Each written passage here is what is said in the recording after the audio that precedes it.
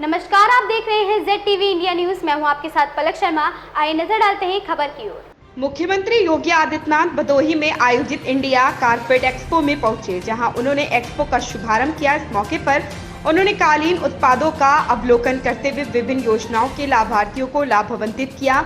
उन्होंने कहा कि डबल इंजन की सरकार बोलती काम है, काम करने में ज्यादा विश्वास करती है। उत्तर प्रदेश के परंपरागत उत्पादों को आज वैश्विक मान्यता प्राप्त हो रही है। भदोही में आयोजित इंडिया कारपेट एक्सपो में 60 से अधिक देशों के 450 से ज्यादा विदेशी खरीदार पहुंचे हैं, जबकि देश के 250 से ज्यादा कालीन निर्यातकों ने अपने उत्पादों के स्टॉल लगाए हैं। इंडिया कारपेट एक्सपो में पहुंचे मुख्यमंत्री योगी आदित्यनाथ ने कहा कि एक समय था कि भदोही में भय का माहौल होता था, लेकिन आज यहां इंडिया कारपेट एक्सपो लग रहा है। कारीगरों ने हुनर की कमी नहीं थी, संभावनाएं पहले भी थी, लेकिन पहले कारीगरों को प्लेटफॉर्म में नहीं मिलता था। आज शिल्पियों और कारीगर वैश्विक मंच पर अपनी धाक जमा रहे हैं। पहले लोग चीन के निर्मित सामान लोगों को उपहार में देते थे, लेकिन अब ODOP योजना आने के बाद लोग देश के परंपरागत उत्पादों को गिफ्ट में दे रहे हैं। वहीं मुख्यमंत्री ने कालीन बुनकरों की तारीफ करते हुए कहा कि नए संसद भवन में भी भदोही की कालीनें पहुंची और स्वयं प्रधानमंत्री नरेंद्र मोदी ने अपने संबोधन में कहा था कि संसद भवन में जो कालीनें लगी है वह भदोही से आई हैं। ब्यूरो रिपोर्ट मेरा शेख, ZTV इंडिया। उत्तर प्रदेश का भदोही, मिर्जापुर, वाराणसी जनपद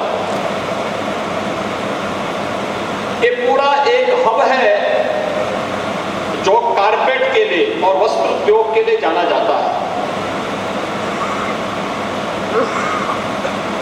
संभावना पहले भी थी, क्योंकि हमारे हस्तशिल्पियों और कारीगरों में हुनर की कमी नहीं थी, पहले भी थी, लेकिन उस हुनर को समय के अनुरूप टेक्नोलॉजी, उस हुनर को समय के अनुरूप प्लेटफॉर्म उपलब्ध नहीं हो पाता था। और अब तो एक समय था जब कोई पर्व और त्योहार आता था, होली हो, दीपावली हो,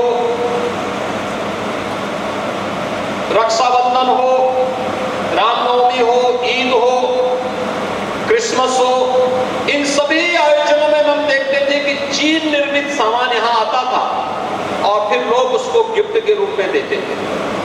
लेकिन पिछले 6 वर्ष के अंदर या ODOP की योजना लागू होने के बाद अब गिफ्ट में चीन निर्मित सामान नहीं, बल्कि वन डिस्ट्रिक्ट वन प्रोडक्ट में हमारे कारीगरों और हस्तशिल्पियों के द्वारा जो उत्पाद बनाया गया है, आज यही गिफ्ट में भी दिया जाता है, इसी को भेंट किया जाता है और लोग बड़े शान के साथ लेके जाते हैं अपने ड्राइंग रूम में या अपने किसी अच्छे स्थान पर उसको प्रदर्शित करते हुए उत्तर प्रदेश की या देश के पोटेंशियल को दुनिया के सामने प्रस्तुत करने का काम करते हैं, क्योंकि उसमें उसका आत्मीयता है।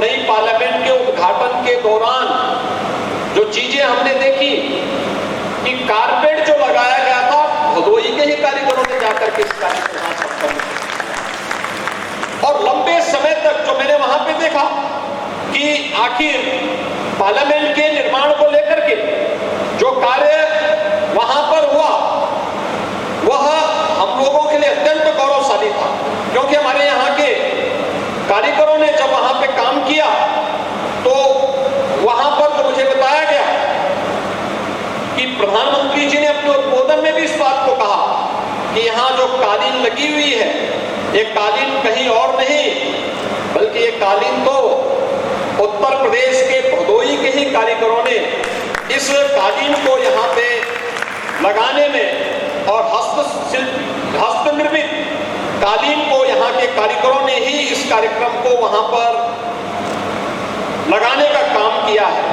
वह हमारे लिए एक अत्यंत गौरव का क्षण था जब देश की संसद के लिए भी अब हमारे कारीगरों को और हस्तशिल्पियों को वहां पर मान्यता प्राप्त हुई और उन्होंने वहां इस खबर में बस इतना ही। देखते रहे ZTV इंडिया न्यूज।